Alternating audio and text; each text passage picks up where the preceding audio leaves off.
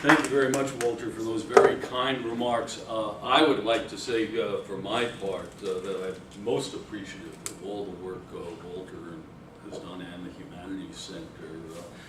I think it's a bona fide effort, and for the most part a successful effort, to get us out of our academic silos and talking with one another across disciplines. I think the symposium on Friday will be yet another example of that. And we're most appreciative for your efforts. This piece on corporate communitarianism is very much a work in progress. I've written about a number of aspects of communitarianism. I must confess, and I'm sure my colleagues from the law school will agree with me about this much, I'm somewhat out of my depth, okay? I am out of my depth to a certain degree with respect to the constitutional law issues, and very much out of my depth with respect to the corporate law issues. This had its origin first in some work I started to do a couple of years ago on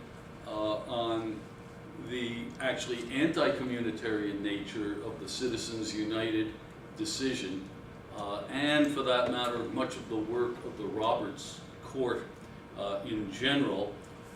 And then when I had just started work on that, I got a phone call from a former colleague of mine at Penn State University, Lance Cole. Lance is an expert in corporate law, and he was thinking about the implications of Citizens United for corporate law.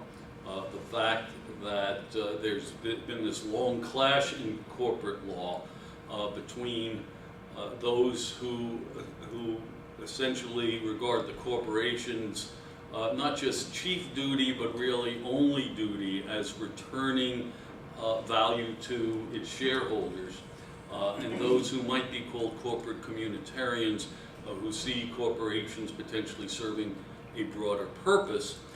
And he thought that the Citizens United opinion gave an opening for the latter.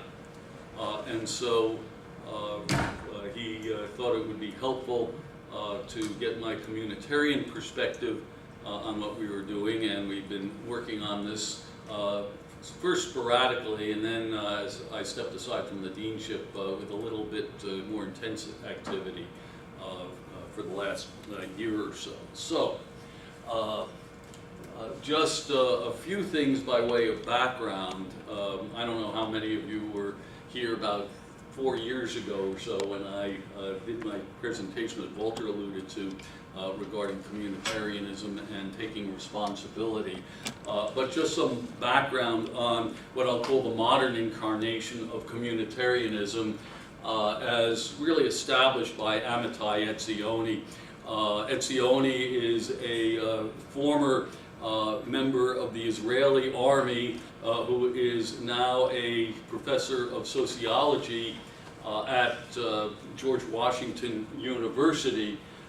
And he founded a movement, the aim of which was to strike a balance between the extremes of repressive authoritarianism on one hand and radical libertarianism on the other hand.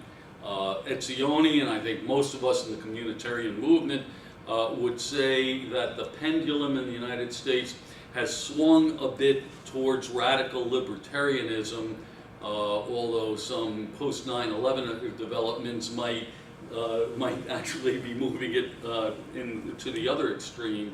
And so we think there's a need to restore a balance. There would be other societies, North Korea for example, where we would say the pendulum has swung far too much in the way of repressive authoritarianism. You may not hear too much about communitarians because we tend not to be very strident.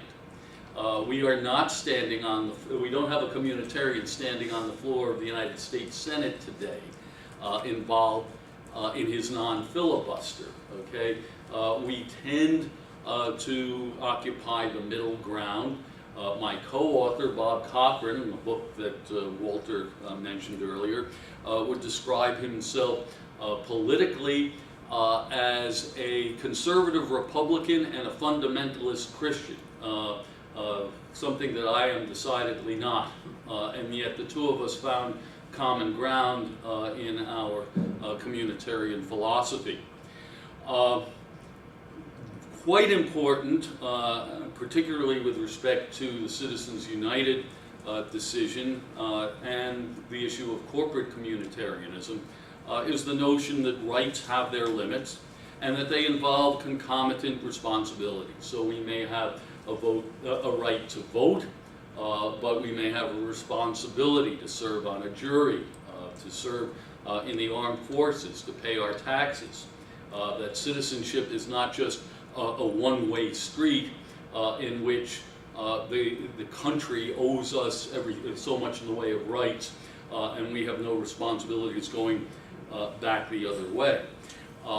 Etzioni set forth a communitarian agenda several years ago, the first item of which is a moratorium on the minting of new rights. For example, First Amendment rights for corporations, or at least extension of First Amendment rights to corporations beyond which they had previously been extended.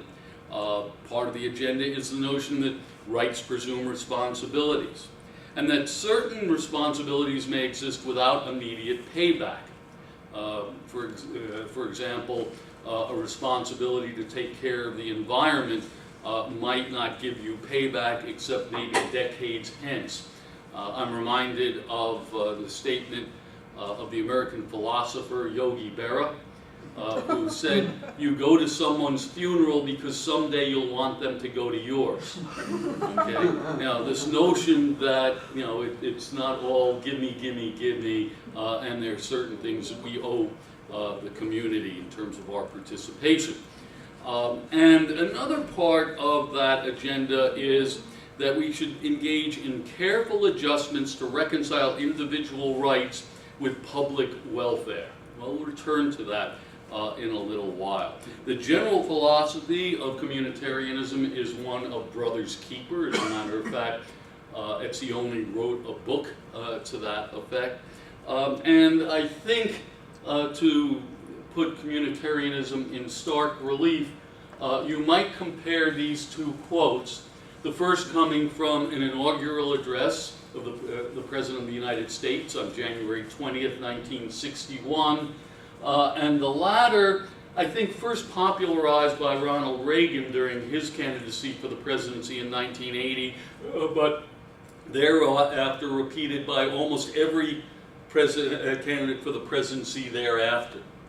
I think you can contrast this notion of the communitarian philosophy espoused by President Kennedy with the what's in it for me philosophy with which we've so often regarded government in the years since then.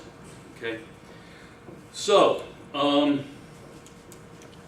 just very briefly, most of you are probably familiar with the Citizens United holding. It's sometimes been misconstrued.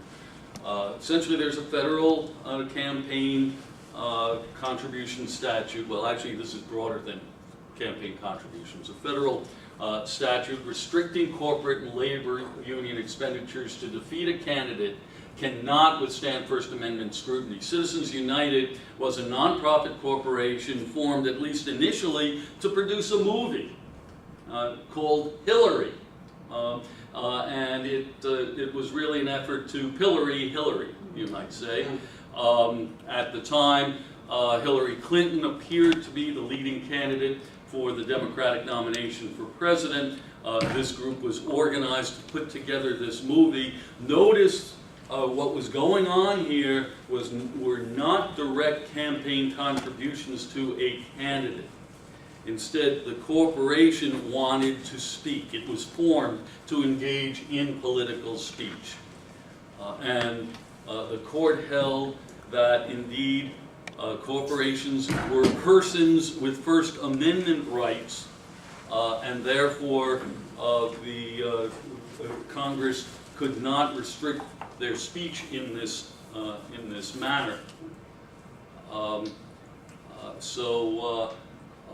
in any event, that certainly broadened the area of corporate activity and really narrowed the manner in which Congress could restrict corporate speech. Following close on the heels of that, not a very well-known case, American Tradition Partnership v. Bullock, that essentially extended Citizens United to a Montana campaign spending law. Lest there was any doubt in anyone's mind that the holding of Citizens United applied to state legislation with respect to campaign spending. The Montana case came up and in a per curiam decision in which the Supreme Court both accepted cert and struck down the law. The opinion's all of one paragraph long. It said, between the extension of the First Amendment to state activity, which had long been the case, and the Supremacy Clause, we have the power to, of course, extend the holding of Citizens United to this Montana statute. That's of some importance with respect to the regulation of corporate activity because, of course, corporations are, for the most part, the creatures of the states. They are subject largely to state law. A large number of corporations, of course, incorporated in the state of Delaware because its law is regarded as very permissive with respect to corporate activity. Okay. One thing I should underscore is that very few communitarians regard Citizens United as a communitarian case. If anything, I was appalled at Citizens United, at least initially, because of its anti-communitarian elements. As a matter of fact, if you looked at the history of decisions by the Roberts Court, I think you'd find they take a very anti-communitarian viewpoint to a great extent. The Louisville and Seattle school integration case as a very strong case in point. The courts regarding the Second Amendment not as dealing with the establishment of a militia, but instead granting people individual rights with respect to firearms. Very anti-communitarian, pro-radical individualism view, in my opinion. Even the decision on the Affordable Care Act, at least insofar as the opinion says that as a general matter, the federal government cannot legislate that folks must undertake an activity. Remember, the saving grace with respect to the act was Roberts deciding that the penalty was a tax and therefore within the government's taxation power, even if it was outside the Commerce Clause power. That is going to come back to haunt us in some ways. We have what many of us view as a very Lochnerian court, which tends to thwart legislative efforts to craft what Etzioni describes as careful adjustments to reconcile individual rights with public welfare, which is what I think most of the campaign finance laws are about. Okay? As a matter of fact, years before Citizens United, the communitarian platform, on which many of us have signed on, had some very explicit language about campaign finance. I won't read it all for you, but obviously there was this sense that among the legislative efforts to craft careful adjustments to reconcile individual rights with public welfare, there ought to be some greater regulation of campaign spending, or at least private funding of campaigns, greater government funding, public support for campaigns, so that we don't have essentially a plutocracy. Okay, so communitarianism and corporations. There's this ongoing debate that people familiar with corporate law are aware of, and it essentially places this principle of shareholder wealth maximization, the advocates for which are often called contractarians, against corporate communitarianism. Essentially, the idea that is posited by at least a number of writers in the field of corporate law, that the purpose, perhaps the sole purpose of a corporation, is to maximize shareholder wealth. That they're essentially there to make money for their shareholders, and they have really no other responsibilities aside from fulfilling legal obligations. Okay? Corporate communitarians view the corporations as having a somewhat broader role and perhaps broader responsibilities, view their constituencies to which they're beholden as somewhat broader than their stockholders. It might involve employees, consumers, other members of the community, maybe even the broader community, insofar as there may be economic or environmental aspects of corporate activity. You have this view, and this view, those of you who are not familiar, the American Law Institute is a highly regarded organization. They're the folks who promulgate the restatements of the law. Okay, they involve many of the leading lights of the legal profession, and their principles of corporate governance state that a corporation should have as its objective the conduct of business activities with a view to enhancing corporate profit and shareholder gain. Very much a contractarian, very much a shareholder wealth maximization view of the corporate role. Okay. There have been, though, over the last couple of decades, I think beginning in the early 80s, efforts in many of the states to adopt a broader view of what a corporation may do. And so several states, beginning with Pennsylvania, have enacted what are called constituency statutes that try to broaden the constituencies of the various corporations. I put some key language from the Connecticut statute up on the screen. Very interesting change in that statute. The original language of the statute said, where you see may in red, it said shall. It imposed on corporations a duty, or actually on the directors of corporations, a duty to take into account not only the interests of shareholders, but those of other constituencies that you'll see in under 3, interests of the corporation's employees, customers, creditors, and suppliers, and 4, community and societal considerations. Okay. After a few years, the shall in that statute was amended to may. I believe that now none of the shareholder constituency statutes have a shall, have a directive. It's merely permissible.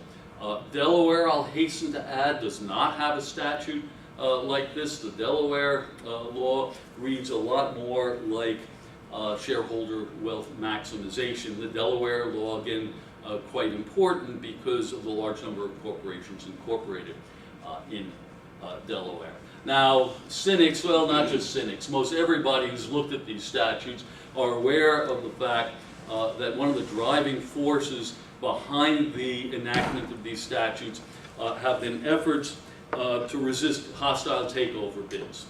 In other words, some corporate officers and directors lobbied very hard for these statutes because they wanted to be able to reject takeover bids on the basis of even bids that look very good in terms of shareholder wealth maximization in order that they may maintain control of the corporations, and if they could give reasons other than shareholder wealth maximization to justify their conduct, they could seek refuge in the constituency statute.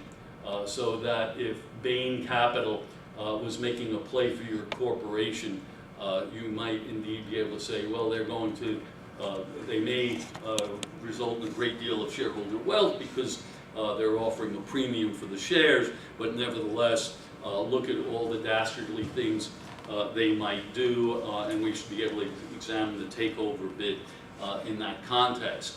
Of course, there was something of an unholy alliance between those folks and the folks who thought, just as a general principle, corporations ought to be looking at values besides shareholder wealth maximization. Okay, this issue of shareholder wealth maximization versus broader constituencies actually played out right in our backyard not quite a century ago in the rather famous case of Dodge v. Ford Motor Company. The Dodge brothers were shareholders of the, at the time, still pretty young Ford Motor Company. Henry Ford was making a lot of money up in Highland Park. He had already started out the $5 day, which of course he claimed was there for very humane purposes. There are those who would say, well, Ford did that so that he'd have a very large potential workforce at his disposal with which he could do whatever he pleased. But at this point, Ford had been racking up all kinds of profits and had returned, at least relative to the profits, relatively modest dividends to its shareholders. And so the Dodge brothers, who were shareholders of Ford, sued Ford. Henry said that they were retaining a lot of these funds in the corporate fisc so that he could build the River Rouge plant out in Dearborn. And Ford went so far as to say, we want to build that plant not to increase profits for the corporation and return to the shareholders. We want to do it to provide gainful employment for more people and to put more Americans on wheels. In other words, an entirely altruistic theme. Ford, as I've already suggested before with respect to the $5 day, was very good at trying to characterize his motives as purely altruistic, notwithstanding what else may have been going on. Now, this case has been miscited for a number of different things regarding corporate purpose. The holding of the court ultimately was fairly narrow. The court ultimately said, whatever you do with the River Rouge plant, you are returning a rather small amount of your profits to the shareholders. Yes, indeed, you've got to declare a larger dividend, Henry. It's essential. The essence of the holding goes to the duty towards minority shareholders. Okay, that you can't run roughshod over the interests of the minority shareholders. The minority shareholders were indeed entitled to a reasonable return on their investment in light of the corporate profits, and that's as far as it went. As it turned out, Ford ended up, remitting a larger dividend to the shareholders, and he built the River Rouge plant anyway. Okay, the Dodge brothers used that return to establish their own corporation. In fact, there are those who think that they brought about this lawsuit in large part to delay Ford's construction of the River Rouge plant so they could get a greater toehold on the market for the Dodge Corporation. Nevertheless, there's some language here from the opinion that certainly, again, looks a lot like shareholder wealth maximization language. A business corporation is organized and carried on primarily for the profit of the stockholders. Powers of the directors to be employed for that end. Discretion of the directors to be exercised in the choice of means to attain that end. Okay, and is not supposed to be exercised for these other purposes. Okay, so you can't conduct the affairs of the corporation for the primary purpose of benefiting others, rather the shareholders' interests are paramount.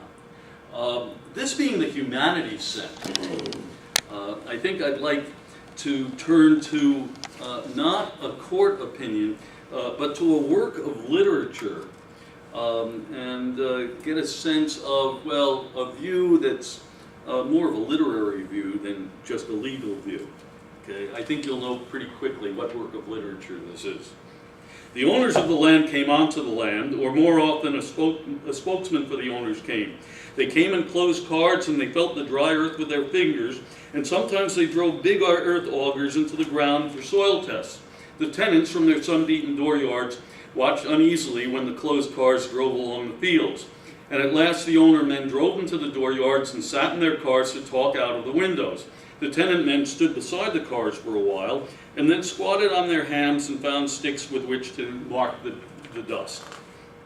Some of the owner men were kind because they hated what they had to do, and some of them were angry because they hated to be cruel, and some of them were cold because they had long ago found that one could not be an owner unless one were cold. And all of them were caught in something larger than themselves. Some of them hated the mathematics that drove them, and some were afraid, and some worshiped the mathematics because it provided a refuge from thought and from feeling. If a bank or finance company owned the land, the owner man said, the bank or the company needs, wants, insists, must have, as though the bank or the company were a monster with thought and feeling which had ensnared them. These last would take no responsibility for the banks or the companies because they were men and slaves, while the banks were machines and masters all at the same time. Some of the owner men were a little proud to be slaves to such cold and powerful masters. And at last the owner men came to the point. The tenant system won't work anymore. One man on a tractor can take the place of 12 or 14 families. Pay him a wage and take all the crop. We have to do it. We don't like to do it, but the monster's sick. Something's happened to the monster. The tenant men looked up alarmed. But what'll happen to us? How will we eat? You'll have to get off the land. The plows will go through the dooryard. And now the squatting men stood up angrily. Grandpa took up the land and he had to kill the Indians and drive them away. And Pa was born here and he killed weeds and snakes. Then a bad year came and he had to borrow a little money. And we was born here, there in the door, our children born here. And Pa had to borrow money. The bank owned the land then, but we stayed and we got a little bit of what we raised. We know that, all that. It's not us, it's the bank. A bank isn't like a man, or an owner with 50,000 acres. He isn't like a man either. That's the monster.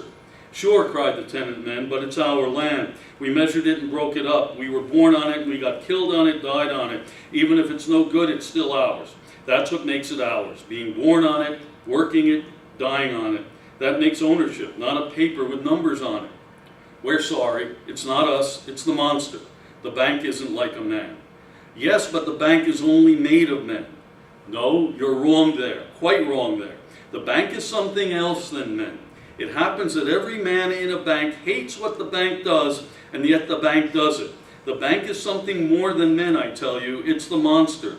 Men made it, but they can't control it.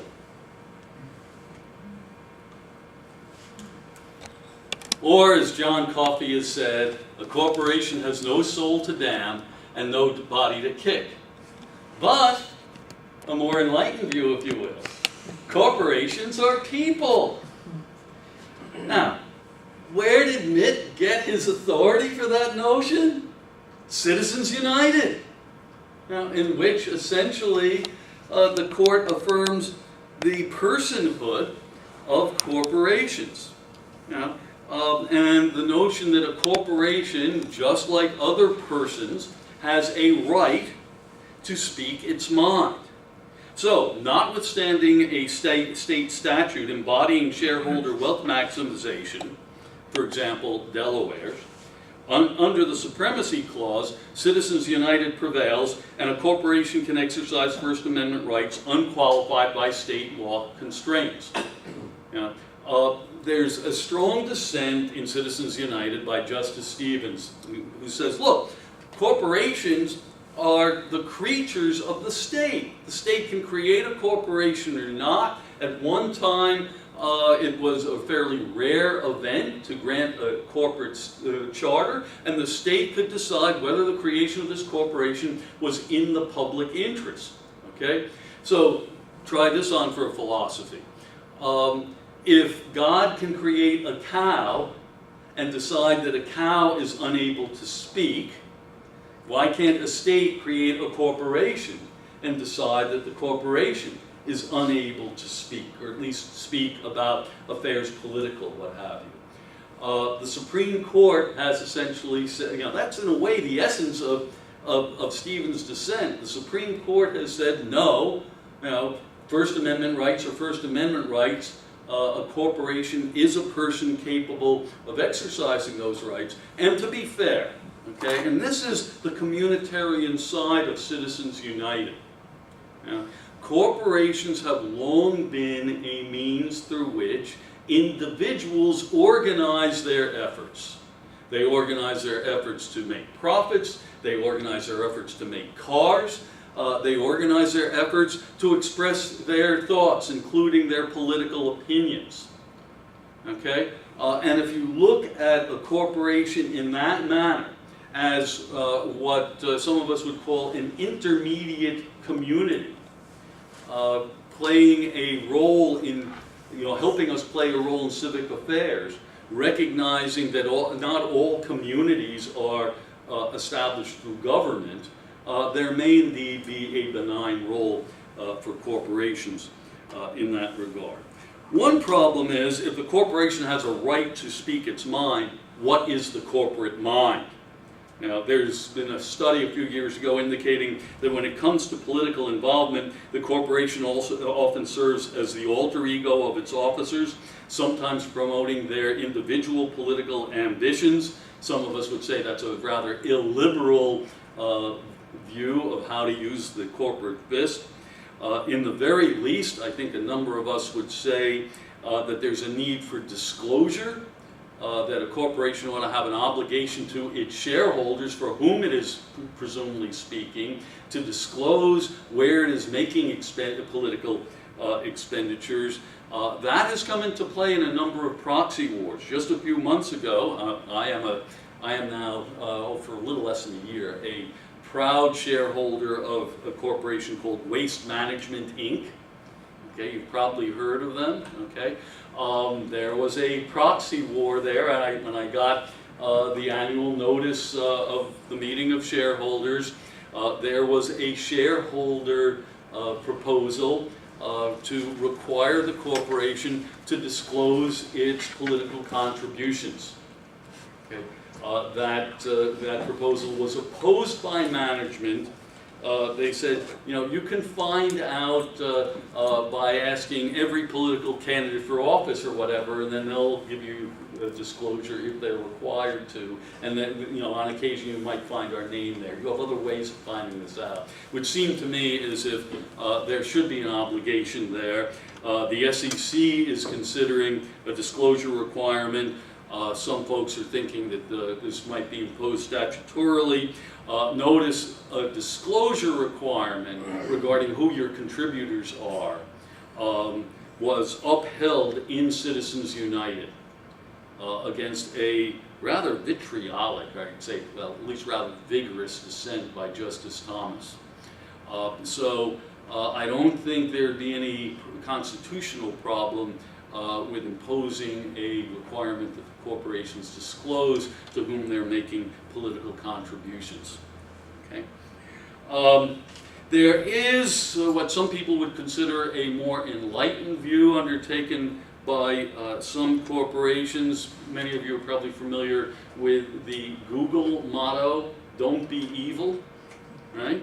Elements of that "Don't be evil" ethos can be found in the founder's letter that accompanied the initial public offering for Google in 2004. There's a code of conduct to which all Google employees are obligated to subscribe and follow. To a great extent, the code just reiterates principles that all of the corporations and their employees are obliged to follow: obeying the law, avoiding conflicts of interest, protecting corporate secrets. But they seem to aspire to something greater than mere adherence to the law and generally accepted duties. The founders are explicit about seeking long-term growth and profitability rather than short-term gain. In fact, I think one of the problems with corporations as money-making vehicles is the emphasis on performance in the next quarter instead of performance over the long term. The Google founders profess a desire to make Google a force for good, largely through variations on its initial function of providing access to information. And they announced the formation of a foundation, ambitiously applying innovation and significant resources to the largest of the world's problems, and employing employee time at approximately 1% of Google's equity and profits to that end. Now, we can be cynical about all of this, but let's face it, virtually every corporation, excluding perhaps the financial sector, has as its initial mojo something more than the mere desire to make profits. Now, Ford wanted to make cars. Carnegie wanted to make steel. Chrysler, Walter Chrysler was an avid engineer who was really excited about engineering the best cars he possibly could. DuPont, better living through chemistry. Now we know it's an advertising slogan, but I can't help but think that the people behind DuPont were chemists who were really interested in what they were doing. Some of it may have involved some pollution here and there, but still there was a reason why they got into chemicals instead of into selling corporate bonds or whatever. Okay, so there is this communitarian side to corporations, this notion of corporations as being a means of organizing efforts of folks. Government doesn't have to be the only vehicle for doing that, and that corporations can play a very important and dynamic role in civil society.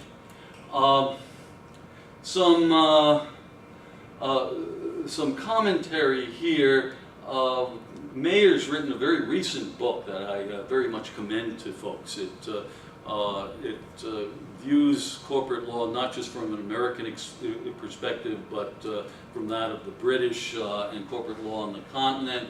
And he fears that what have been progressively extinguished from the corporation are its values beyond its value to shareholders. Herbert Hovenkamp said that the American business corporation had become a person, but had lost its soul. So my question for you is, can the corporation regain its soul?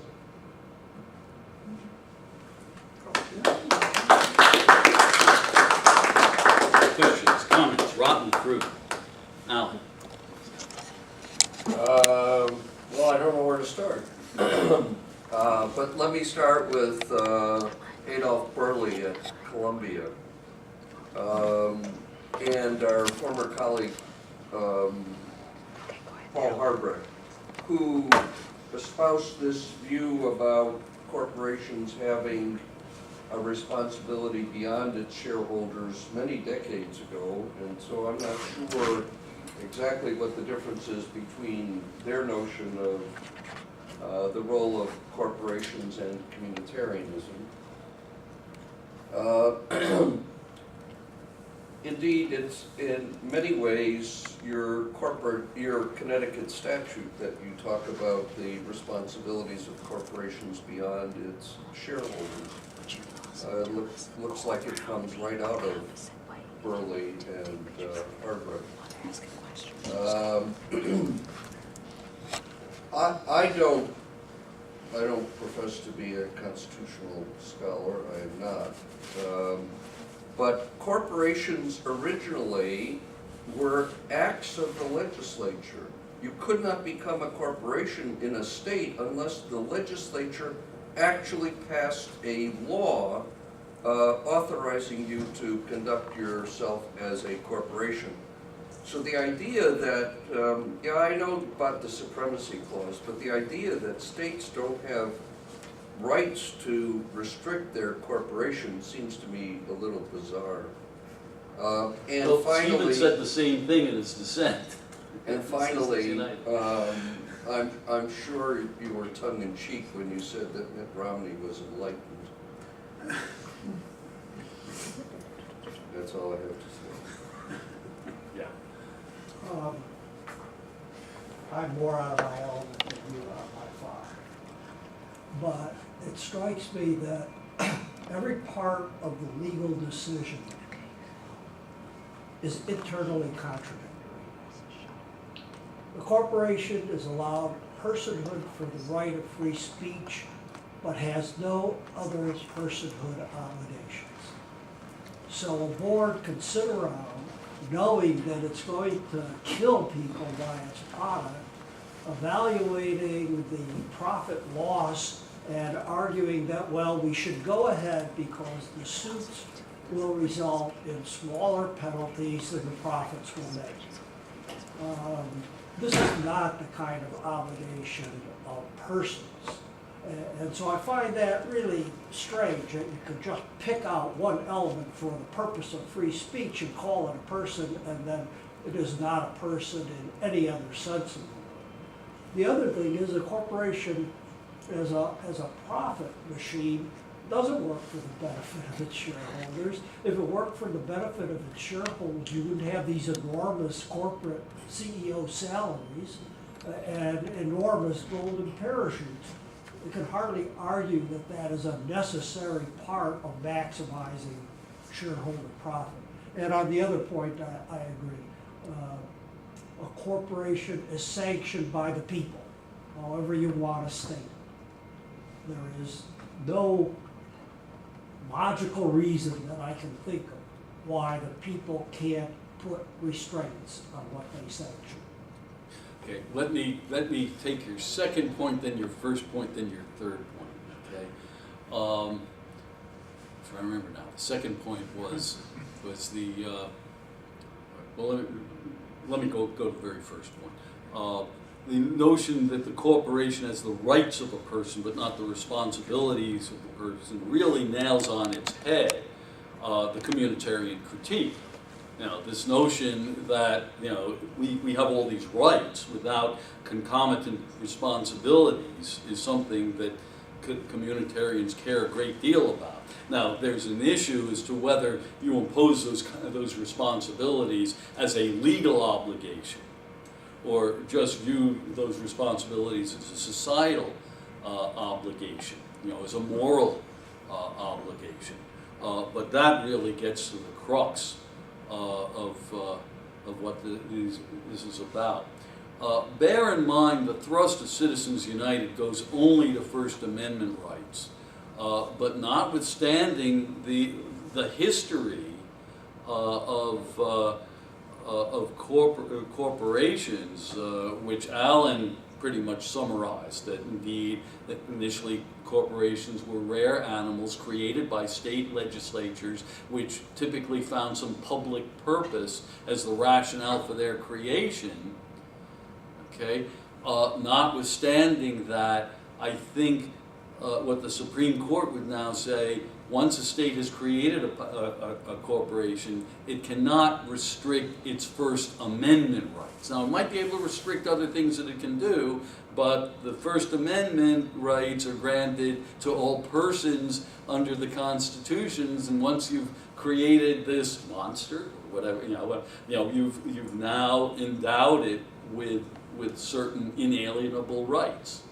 Okay, I think it would be a mistake to read Citizens United as imposing much in the way of obligations on the corporation. Now, no corporation is forced to engage in political speech as a consequence of Citizens United. What communitarians would say is, if we're now going to endow them with personhood, we're now going to endow them with certain rights, they ought to exercise those rights as responsible persons should, and not just as profit-making monsters. My second point was on that profit-making, which said the excessive salary at the top, but also, in many cases, the corporation apparently has no requirement to justify its political expenditures, which may be irrelevant to the profit-making purposes. Well, let's face it. Corporations, like many of the rest of us, engage in a lot of self-serving conduct, okay, using all kinds of rationales. Look, any number of corporations will engage in charitable activities, doing things for the community good, and if people question what they do, under the profit maximization rationale, they'll say, well, this generates goodwill, which ultimately results in greater profits to the corporation. As I mentioned before, though, even the constituency statutes were in large part a product of self-serving conduct on the part of corporate officers and directors who wanted to use them as a rationale for warding off hostile takeover bids. Okay, so yeah, this might there be some self-serving conduct on the part of officers and directors of corporations? Ooh, me?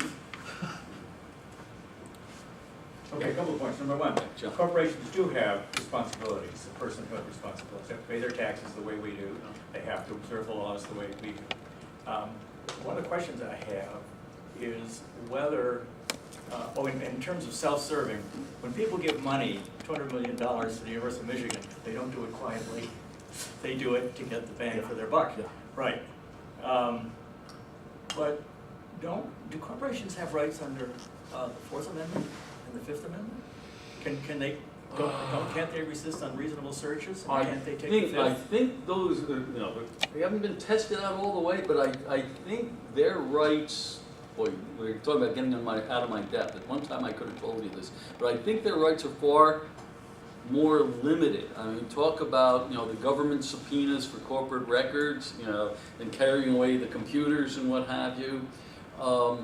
I trying to remember about the right against self-incrimination. I think may apply to corporate people who work for the corporation, but I don't know that it applies to the corporation per se.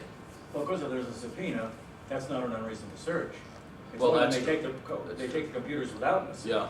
Without court approval. Okay, one final question.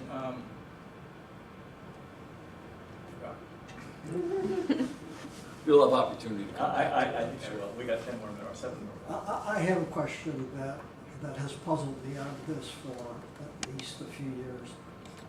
As I understand the Constitution as just a citizen reader, it doesn't give any rights to groups. It gives rights to individuals.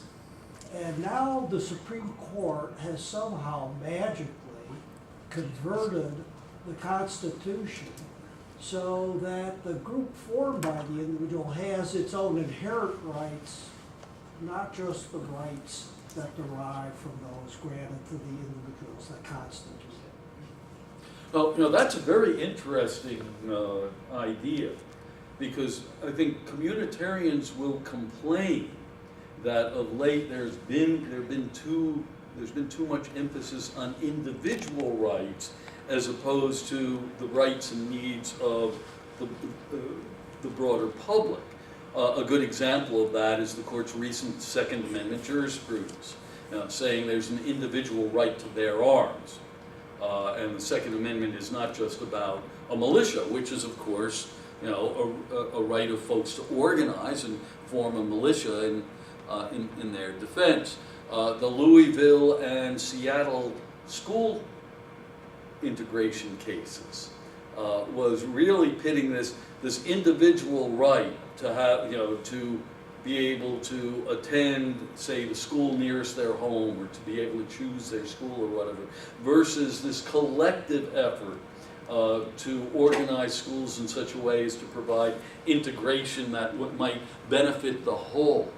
But this notion now that we're going to recognize rights on the part of a group, which now, of course, by using the corporate entity, can be regarded as an individual.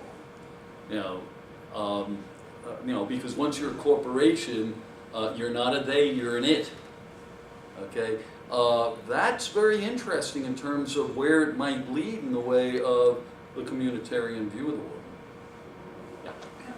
I was thinking, I guess, a little philosophically. I have no knowledge of the law at all.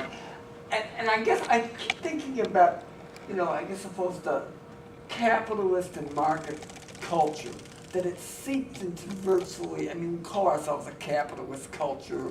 We say that, that we have this sort of like Marxism had this economic determinism, capitalism now has this, it essentially assumes the same things the Marxists did. So now we're saying that since corporations are people, and that this philosophy of making money is the dominant theme of the culture, then what is, as you say, talking about balancing rights and responsibilities, the whole idea of making money itself as a social good, it seems like that is kind of like it's exalted to kind of like for lack of a better phrase, like a 10 commandment, the 11th commandment, thou shalt make as much profit as possible. So, it gets me to thinking that if you have this kind of philosophy, then you can justify anything on the basis of making money. Well, we'll form a corporation to make money for it. I don't know, it just kind of rubs me the wrong way. And I kind of wonder if maybe what that does is also undermine democracy. It takes democracy and says, oh, okay, we have this social good over here, the good, the majority will or whatever, and trying to balance minority rights and all this. But what we really are saying is, have you made your profit today? Is that really, is that part of your corporate good? Or the balancing the rights of the individual. It seems to me all these things seem to be coming from that 11th commandment, thou shalt make as much money as possible. Citizens United has been criticized for its supposed commodification of speech. Okay, I'm not sure that's a fair criticism. At least under the facts of Citizens United, because it's been criticized for equating money with speech. Well, Citizens United didn't just write checks, and claim that its First Amendment rights were being thwarted because it wasn't being allowed to write checks. Citizens United had something to say. They made a movie which expressed a political viewpoint. Okay, so in that sense, they're trying to behave as citizens would behave. They're not for profit. They weren't about profits. I think actually the worst embodiment of the phenomenon you're talking about may not be in this country. I'm thinking of some countries, some very large countries, that until fairly recently espoused a Marxist philosophy. In the Soviet Union and in China, for decades, people were told that capitalism is bad, that capitalism represents the very worst instincts, that capitalists were rapacious, they were greedy, and they walk over anybody to make profits.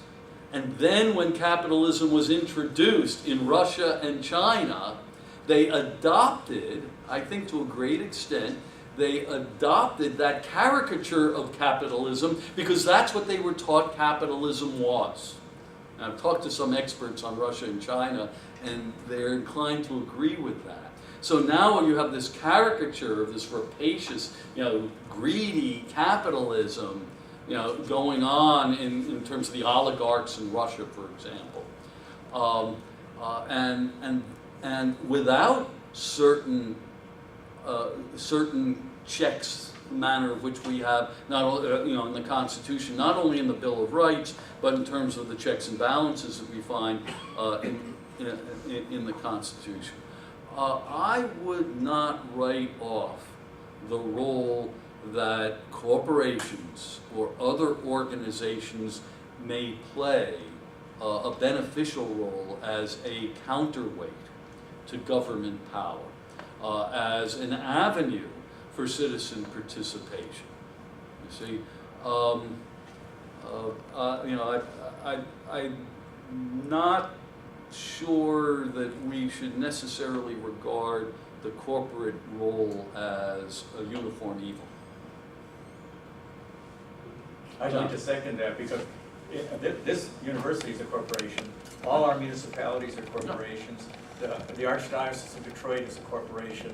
And these people, I think, their right of speech, I hope we would not want restricted. AAUP, AFT, we want to restrict their rights to speak. Yeah, and by the way, the statute that was invalidated in Citizens United applied to corporations and unions.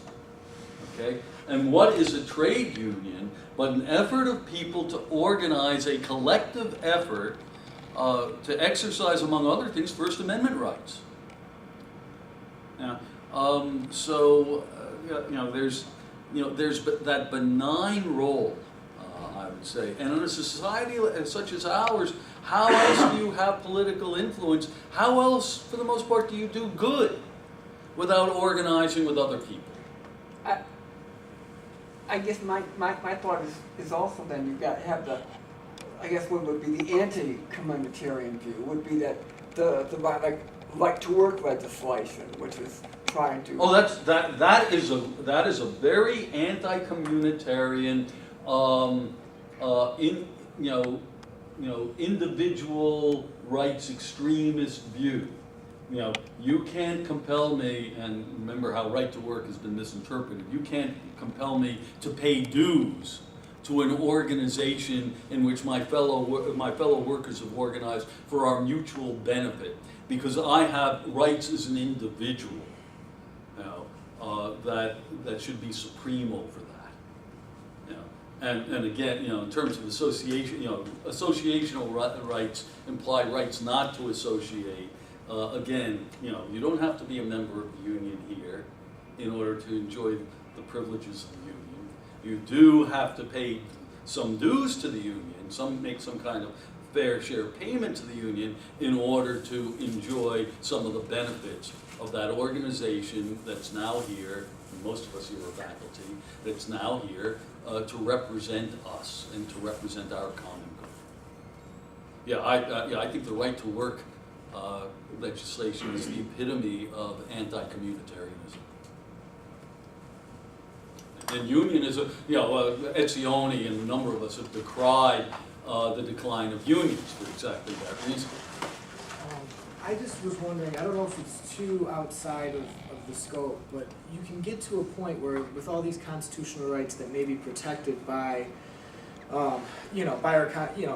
from freedom to do whatever from the government, when this becomes so much entwined then that it's an alternative duty as a part of, now you have the corporate interests so entwined with these potential government actors that it's not just the right to be free from freedom of, to give speech, but also from the government doing something overly barren. And now that you have this money in there, almost like a joint liability or a joint employer or aiding and abetting or whatever else it might be, where you can then implicate this blurred line between what is protected on one end, the individual's right to various things, and what is on the flip side of that, some type of tyranny that we all want to avoid.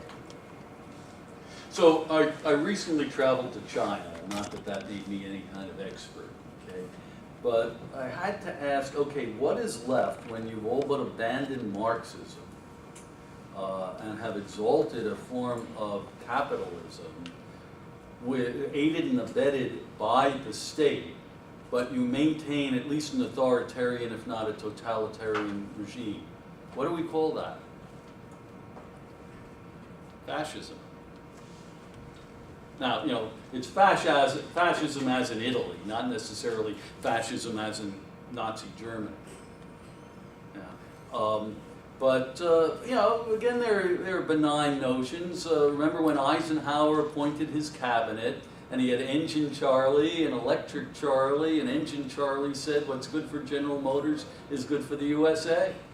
And we here in Detroit were saying the same thing a few years ago when we needed the bailout, right?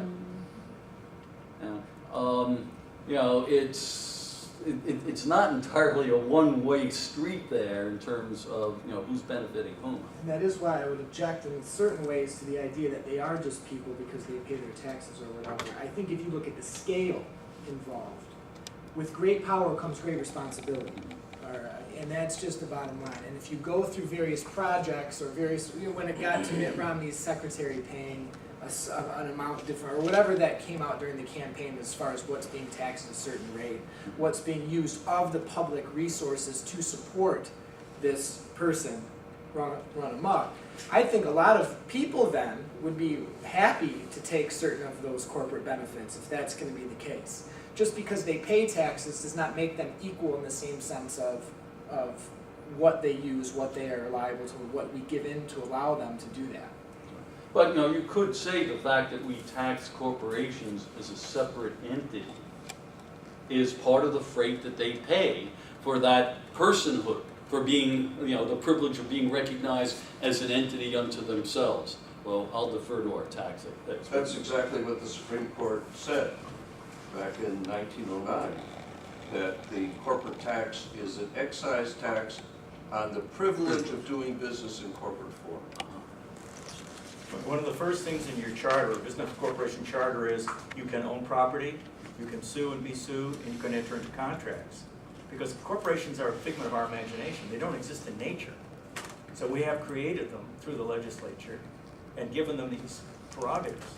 I don't see why they have to get the right to speak necessarily, although I'm worried about the fact that an individual, unless he's really good at social media, is not going to get much of a point across. You have to do it in corporate form, whether it's business corporation or some other kind of corporation. I think that's probably true. What disturbs me the most is the lack of a requirement on the corporation to be responsive to its shareholders with respect to the investments it makes in that regard. It seems to me, a few of us in law school were discussing this about a month or so ago, and what's so bad about Citizens United? And what's speech is good. You're supposed to encourage a lot of speech. And I think my only problem with that is you really ought to have a right to know who's speaking. Disclosure, I think, is critical to make that work. And disclosure is just another form of speech. Yeah, I was just thinking about the idea of what happens to the products when corporations make political speech.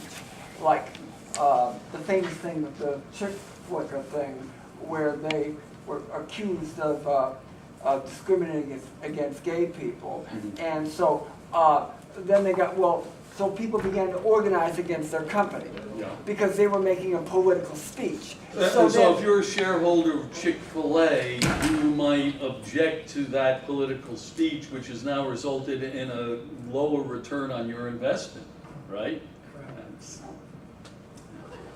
On analytic grounds, I realize we're over, but if you're here for another minute or so, I find it very difficult to talk about corporations. Corporations do not act, neither do states act. Individuals act within the context of that organization. Yeah, they cause And organizations so, to act. when a decision by a court is made that a corporation can do X, it is really a statement that somebody, some individual within that corporation has what I would consider excessive power, that is far more power than other individuals. And I think a distinction needs to be made between corporations and interest groups. That was a point that was made before about we need corporations. No, I don't think so from the point of view of free speech. We have American civil liberties. We have interest groups. Well, that's Citizens United.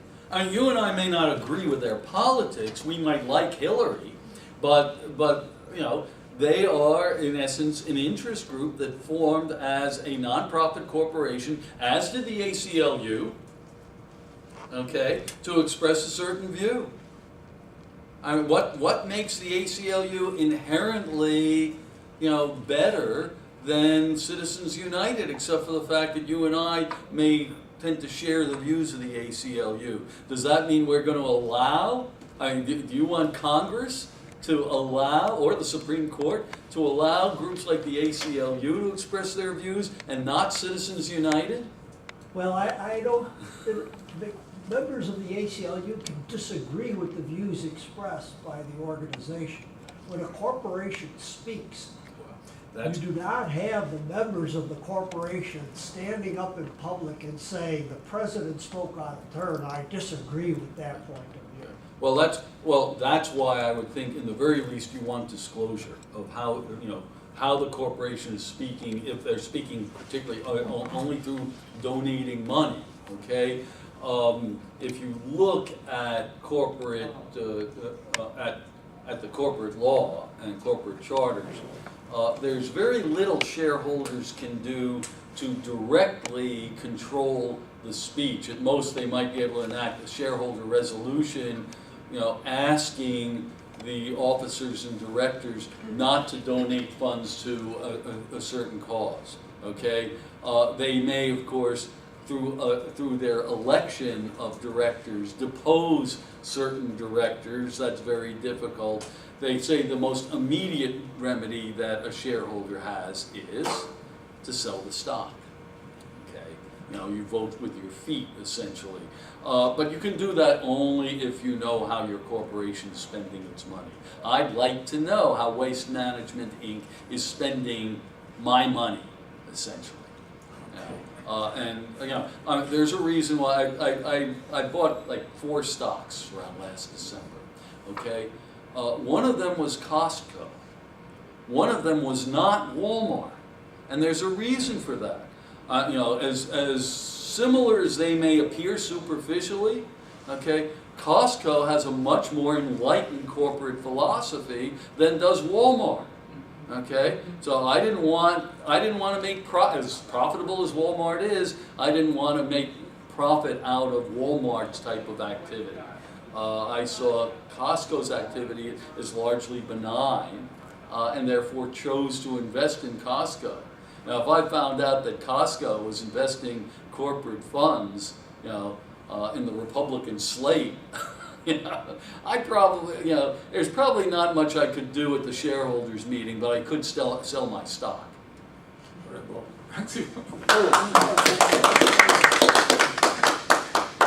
Wonderful.